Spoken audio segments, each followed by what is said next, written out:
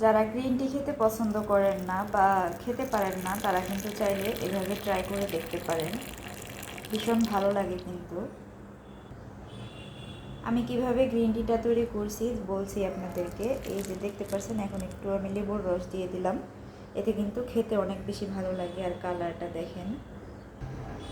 এবার বলি গ্রিন টিটা আমি কিভাবে তৈরি করলাম। আমি যে পানিটা ব্যবহার করেছি গরম পানি, এখানে আমি একটা ছোট এলাচ দিয়েছি, সামান্য একটু পিঙ্ক সল্ট দিয়ে পানিটা আমি 7 থেকে 8 মিনিটের মতো ফুটিয়ে নিয়েছি।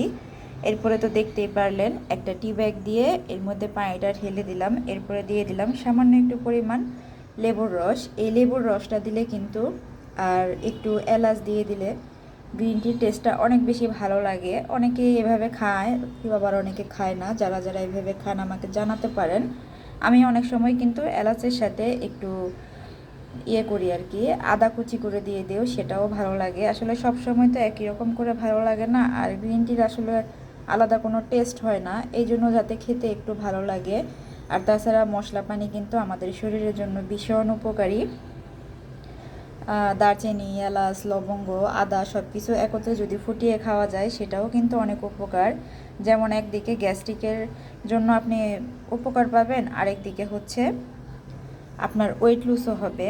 তো এভাবে কিন্তু ট্রাই করতে পারেন। আমি কাজী অ্যান্ড কাজী ব্র্যান্ডের গ্রিন টিটা নিয়েছি।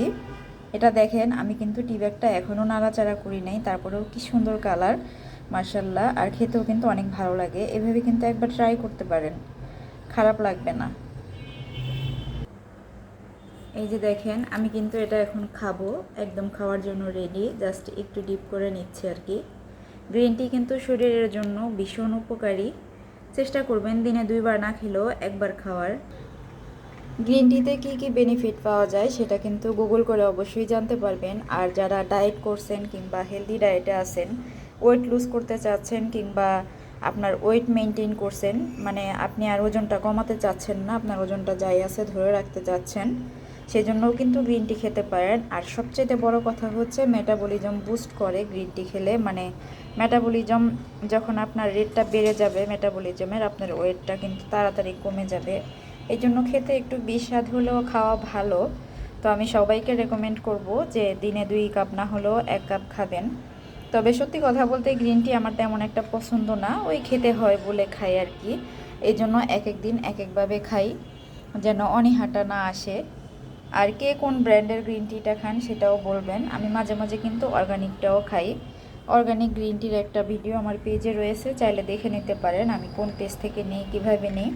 তো ঠিক আছে, সবাই ভালো থাকেন। আমি এই যে দেখেন একটু বাইরেটা দেখাই, মেঘলা মেঘলা ওয়েদার, আকাশে কিন্তু মেঘ, আর আমি বসে গিয়েছি গ্রিন টি নিয়ে।